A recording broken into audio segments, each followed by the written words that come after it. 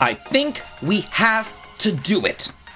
That is the answer that Kazushita Wada, who is the producer of Persona 4 Revival, said whenever he was asked about remaking Persona 1 and 2. He didn't say, like, we'd love to do it someday. He didn't say, oh, we're thinking about it or anything else like that. He said, I think we have to do it. Yeah, they're totally coming! So this is really freaking interesting right now, and I definitely want to talk about it, and that's totally worth a sub as you come and you join a party and you level on up with me. Because after your sub, your like, and your brand new hype, it helps me out a ton. So we know that remakes are big business. We know that Atlus loves remaking the Persona games. We've seen it with Persona 3, 4, and 5. The Persona 4 remake is coming out next year. And yeah, Persona 1 and 2, they've been remade before, but not really modern. And they're very, very, very different from what we think of as Persona. Now, this isn't just some like random idea that came out of nowhere. Atlus themselves literally asked fans what games they wanted to get remade back, 4 years ago, back in 2022 actually. And Persona 2 Innocent Sin as well as Eternal Punishment tied with Persona 3 for the most requested remake at 79%. Persona 1 was right behind them though. 76% of respondents wanted Persona 1 remade as well, so the demand is definitely there, and the timing is really great because Atlus is like working their way backwards through the series. We got 5 Royal, then we got 3 Reload, and then 4 Revivals coming out. Now they have to do 1 and 2. Now, here's the thing. How do you actually remake Persona 1 and 2? That's really what I want to talk about here, because they can't just take these two games and remake them in the exact same way that they remade 3, 4, and 5, because 3, 4, and 5 are completely different games than 1 and 2. 3, 4, and 5 has the calendar system, has social links, it has school life, it has dating, it has daily activities, it has like this time management thing. But Persona 1 and 2, they don't. They don't work that way. They are much more like traditional RPGs, and they're actually closer to like traditional dungeon crawling games, like the older Shin Megami Tensei games that released back on the SNES and the PlayStation and things like that.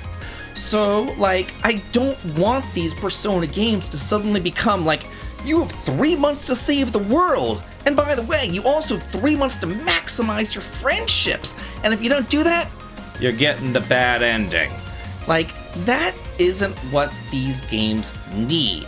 They need to still stay Persona 1 and 2, but they need to be modernized. Obviously, they need better combat, they need better dungeon designs, they need on-screen encounters, not random encounters, faster battles, just quality of life features, you know?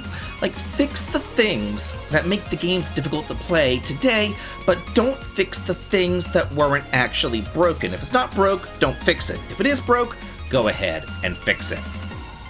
Now, let's talk about Persona 1 and 2, and we're going to start with Persona 2, because it's actually not just one game. There's Innocent Sin, and there's Eternal Punishment, and together they tell one story. But I do think that this remake would be a perfect opportunity to take those two games, combine them into one game, and then just make it one big, massive game to enjoy and experience. Kind of like how Falcom took Ys 1 and 2 and they turned them into one seamless game back on the TurboGrafx 16 back in the day. I think that that would be a really cool thing. But there's another problem with Persona 2. And you guys know what I'm going to bring up. I'm going to bring up all the problems, the Persona 1 problems too. Persona 2 has Adolf Hitler in it. Like, yeah, like not somebody who looks like Hitler, like literally it has Hitler. It uses Hitler as part of the story. There are Nazi characters. There are swastikas. Like, it's all there. And that's the reason why it was never actually officially localized back on the PlayStation 1. We got Eternal Punishment, we didn't get Innocent Sin for obvious reasons, you know? However, whenever the PSP remakes came out, then we got Innocent Sin, But we also got a lot of changes too. Hitler was no longer Hitler, he was the Fuhrer. They changed his appearance, they put him on like sunglasses and a coat to like cover up his uniform and everything. They replaced the swastikas, they replaced all the Nazi references. They kind of, really watered it down.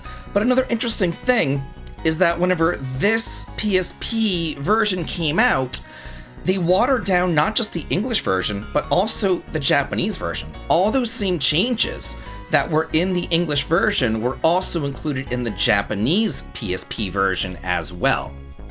So that begs the question, if we're getting a brand new remake, what version are we going to be getting? Are we going to be getting the true PlayStation 1 vision, or are we going to be getting the watered down remake?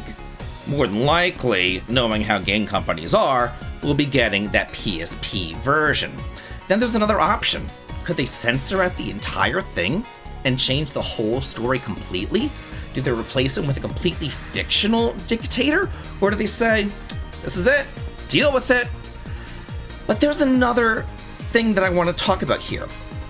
The whole game, the whole premise of the game, if you haven't played it, and I don't blame you if you haven't played it, it's clunky, it's old, it is what it is. It's also super rare too. If you haven't played it, the whole game is built around like these rumors actually becoming reality. Real historical figures actually becoming reality. Urban legends becoming reality. Mythological creatures becoming reality. Like, it all gets distorted. So replacing a real person with a fake person changes the story, because the whole story is supposed to be about old real people becoming reality, I suppose. You know what I mean? Like, that's the whole point. And you just have to wonder, like, what are they going to do? It's a big question, and it doesn't exactly have an easy answer.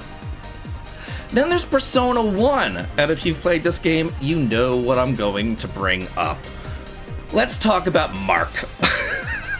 In the original Japanese Persona 1, Mark was actually a completely different character. He was a Japanese character. It wasn't even named Mark. Then they localized it for North America, and not only did they Americanize the entire setting, like they took it out of Japan entirely, they Americanized the entire setting, but they also Americanized Mark. They changed him from a Japanese character into a black character, changed his name, changed his vernacular, changed his speech, changed everything, and they also made it kind of racist. Like, they called him a caged monkey at one point, and there was also another scene where he's like screaming about how there's no fried chicken. Like, it was incredibly cringe. It was really bad, But just like how they changed Persona 2 in the PSP remake, they did the same thing here with Persona 1. They changed it back, and they restored the Japanese setting, they restored the characters, they restored Mark to his original name. So again, that makes me wonder, like, if Atlus is going back to Persona 1 again, which version is the definitive version? What are we going to be getting? So that was what makes this actually pretty interesting. Both these games have been dramatically altered over the years, so are we going to get censorship? Or are we going to get, the original games? Are they going to be changed completely? We don't know. And also, like, what parts of these games will Atlus actually decide are worth preserving? Then there's the million-dollar question. Are they just going to take the bones of these games and turn them into a Persona 3, 4, 5 clone? Are they going to do that? Are they going to make Persona 1 and 2 be pretty much Persona 5, but with different characters and a different school and a different town? Like, I would really kind of hate that. I want them to preserve what they are and not change them into a carbon copy. Yeah, update the games, keep the technology modern, make the gameplay modern, put in the quality of life features and everything else like that, but don't make them a carbon copy. Don't automatically add in that calendar system. And don't force social links into the game either. And don't turn every single character into a dating option. And don't turn our heroes into silent protagonists who pretty much just spend their entire game filling out a date book and figuring out, oh, do I go to the movies? Do I go to my job? Should I study? Do I play my MMO? Like, that's what I really hate about Persona. Is just kind of the whole time management thing. Like, it rubs me the wrong way. I don't like it. I think it's very boring to have to sit in school and listen to the teachers drone on about some historical person that I don't care about, or some math problem that I've never heard of, or just like every single question is stuff that is like, what? And you have to like Google the answers and all this. And then I'm always feeling like if I don't spend my days 100% min-maxed properly, then I've wasted my stats and I'm not doing it right. And like, I don't like that. I don't like to be glued to a guide whenever I'm playing a game. I like to be able to kind of free flow with my games, but Persona makes that hard with the calendar system. So I would like it if they just, didn't put it in there. Instead, give the characters more development. Give them some side stories. Give you opportunities to spend time with them, but don't tie that into a giant calendar system. Just let that character development happen naturally as you progress through the story. So I do hope that Atlus does this and remembers that Persona 1 and 2 are a product of their time, and they don't need to be clones and carbon copies of 3, 4, 5. I hope that they let Persona 1 and 2 still be Persona 1 and 2, but just also make them the best versions of Persona 1 and 2 that they possibly can. But now I want to hear from you. What do you think about this? Because the producer's saying they have to remake them. But how do you want them remade? That's the million-dollar question here. Now, tell me what you think down in the comments, and as always, have a good day.